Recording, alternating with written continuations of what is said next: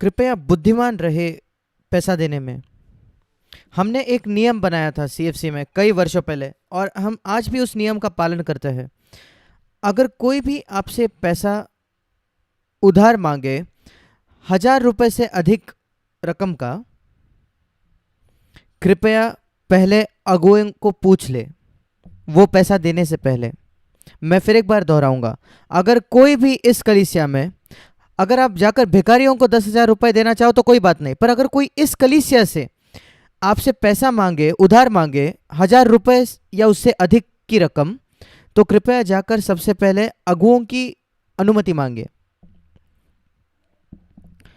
और अगर किसी ने आपसे पैसा उधार लिया है और उसने वो पैसा 1 महीने में वापस नहीं किया, तो कृपया जाकर अगुओं को बताइए वो व्यक्ति कौन है और वो पैसा कितना है, वो रकम कितनी है। हम उस व्यक्ति को जेल में नहीं डालेंगे, हम उसकी सहायता करेंगे कि वो एक बेहतर मसीह बने, बस उतना ही। हम पुलिस नहीं है, पर हम चाहते हैं कि लोग परमेश्वर के राज्य में प्रवेश करें आनंद से, और परमेश्वर के राज्य से वो वंचित ना रह जाए, नर्क में ना चले जाए, क्योंकि उन्होंने एक उधार चुकता नहीं किया था। हम लोगों को नर्क से बचाना चाहते हैं, इस वजह से हम ये हिदायत देते हैं, हम ये शिक्षा देते हैं। जब लोग आत्मिक बच्चे होते हैं तो आपको बच्चों के जैसे बर्ताव करना पड़ता। अगर लोग प्रौढ़ होते तो ऐसे उनसे बर्ताव करने की जरूरत नहीं पड़ती। ये बहुत साधारण बातें हैं जिससे हम लोगों की मदद कर सकते हैं, वो छुटकारा पाए। और जब बाइबल आपको बताती है कि आप गरीबों की सहायता करें, तब हमें क्या करना चाहिए मैं आपको बताता हूँ। प्रेरितों के काम में हम पढ़ते हैं कैसे हमें गरीबों की सहायता करनी है। कृपया मेरे साथ निकालिए प्रेरितों के काम, उसका 4था अध्याय। प्रेरितों के काम 4था अध्याय। वो सब पवित्र आत्मा से भर गए और वे एक दूसरे से बहुत प्रेम करते थे और वो एक दूसरे की सहायता करना चाहते थे, क्योंकि उनकी कलीसिया में कई लोग गरीब थे।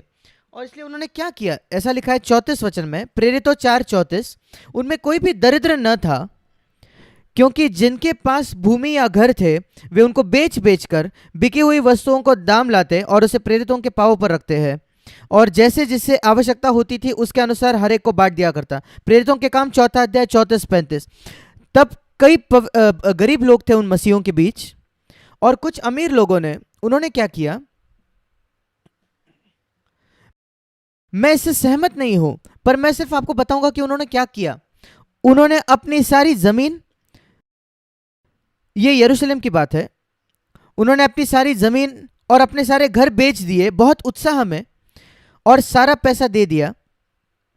क्या आप जानते हैं उसका परिणाम क्या हुआ? अंत में कई सालों बाद, 15 सालों के बाद, वे बहुत ज्यादा गरीब हो गए। वो अपना गुजारा नहीं कर पा रहे थे ये मसीह लोग, और पौलुस को कुरिन्थ के मसीहों को कहना पड़ा थोड़ा पैसा भेजो यरूशलेम के गरीब लोगों के लिए। और फिलिपियों को भी वो कहता है कि थोड़ा पैसा भेजो इन गरीब लोगों के लिए जो यरूशलेम में है। ठीक है, और बाकी मसीहों ने उनकी जरूरतें पूरी की, वो ठीक है। और मैं इससे क्या सीखता हूं कि मुझे अपनी सारी जमीन बेचने की जरूरत नहीं और खुद मैं गरीब बन जाऊं, और फिर मुझे मसीहों की रुकना पड़ेगा कि फिलिप्पुस में और करिन्थ के लोग मुझे पैसा भेजें।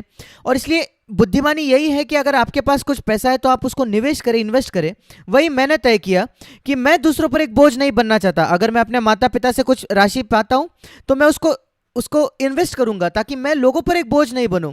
कुछ लोग ऐसे मूर्ख होते हैं, वो कहते हैं मैं प्रभु पर भरोसा करूंगा, और सब कुछ वो दे देते हैं, बाद में वो खुद असहाय होकर दूसरों पर निर्भर होते हैं, और हमेशा वो राह देखते कि कोई उनको मदद करे नहीं।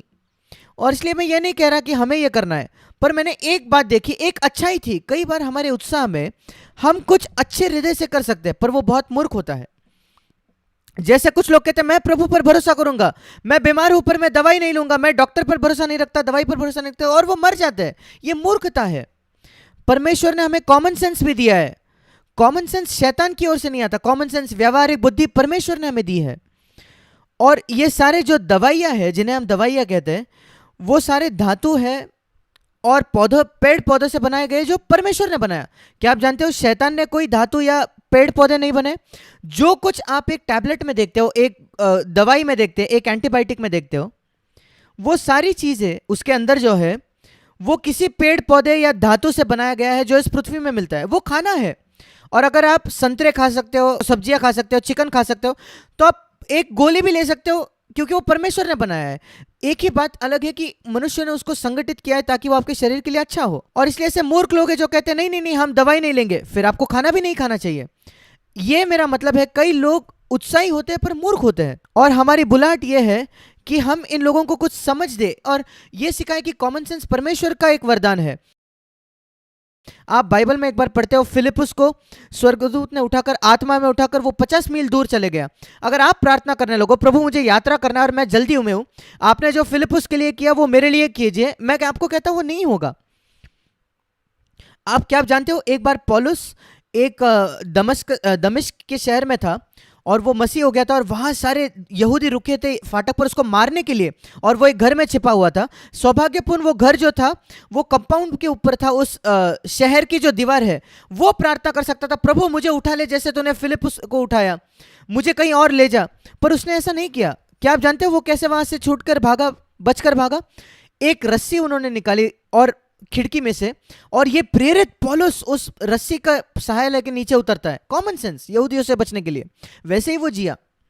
और मैं आपको बता रहा हूं, ऐसे कई परिस्थिति है जहां हमें अपनी बुद्धि का इस्तेमाल करना है, कॉमन सेंस का इस्तेमाल करना है। ऐसा मत कहें मैं प्रभु पर भरोसा रख रहा हूं और कुछ मूर्ख हम कर बैठे। परमेश्वर पर भरोसा रखकर मंदिर के कंगूरे से कूद पड़ूंगा और स्वर्गदूत मुझे बचाएंगे, नहीं, वो नहीं बचाएंगे, आप आत्महत्या करोगे। और मैं जो कहता हूं, बुद्धिमान रहे, आप जो कुछ करो। और इन पैसे के साथ इन्होंने क्या किया, मैं वो आपको दिखाना चाहता हूं। जब उनको गरीबों को देना था, उन्होंने क्या कहा? उन्होंने कहा हम नहीं जानते कौन सचमुच गरीब व्यक्ति है। ध्यान से इसे सुनिए।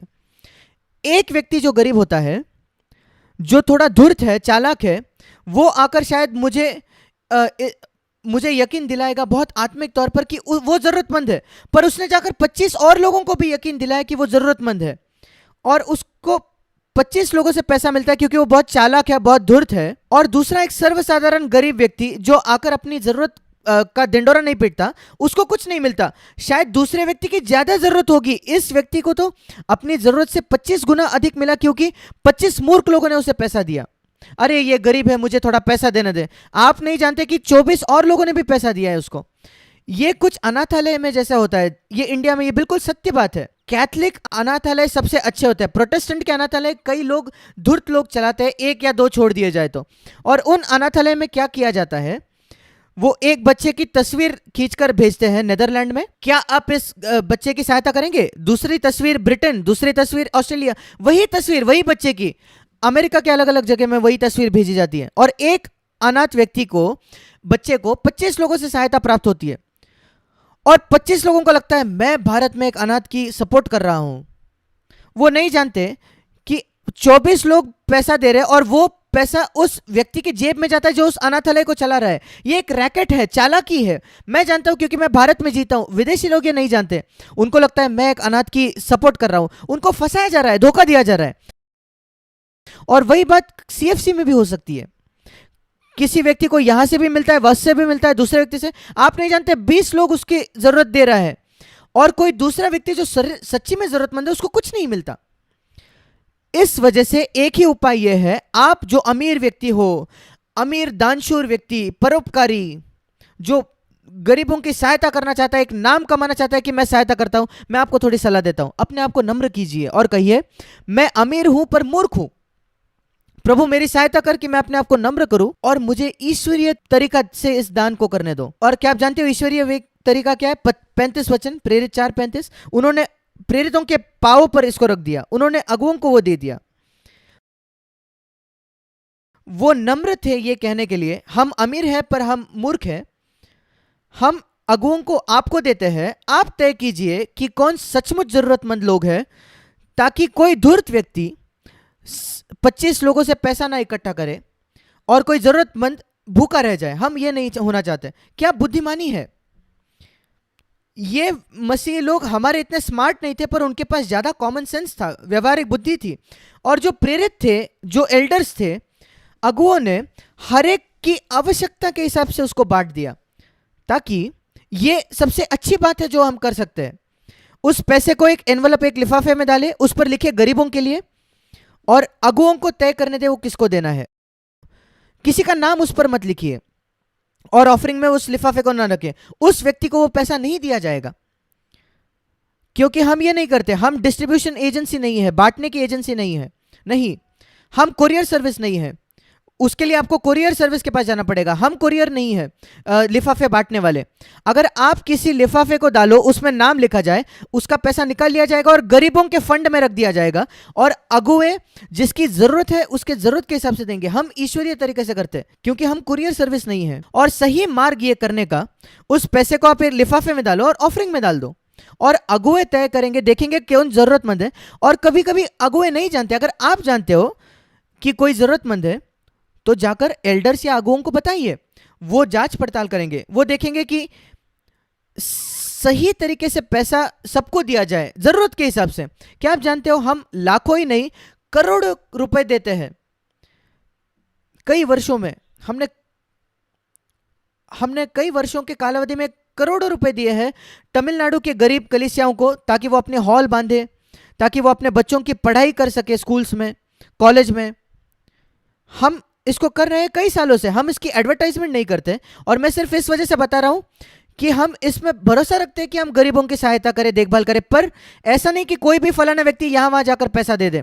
हम जांच पड़ताल करते हैं कौन जरूरतमंद है, उसकी बच्चों की फीस कितनी है, उनका खर्चा कितना होता है, और जरूरत के हिसाब से हम पैसा देते हैं, ताकि बुद्धिमानी से हम परमेश्वर के पैसों का इस्तेमाल करें। ये सिर्फ धर्मी है पैसे के मामले में, हम अभी भी स्कूल में है पैसों के साथ धर्मी होना। और इसलिए मैं आपको प्रोत्साहित करना चाहता हूं कि भविष्य में आप ऐसा ही करें, ताकि हम एक ऐसी कलीसिया बने, हम देखभाल करें और सबकी समान देखभाल करें। अगर आप एक पिता हो, आपके सारे बच्चे घर छोड़कर अपना अपना घर बसा चुके हैं, और उनमें से एक या दो जरूरतमंद है और बाकी लोगों के पास अच्छा कमा रहे हैं, तो क्या आपको यह नहीं लगेगा कि जो जरूरतमंद है उसकी सहायता ज्यादा की जाए?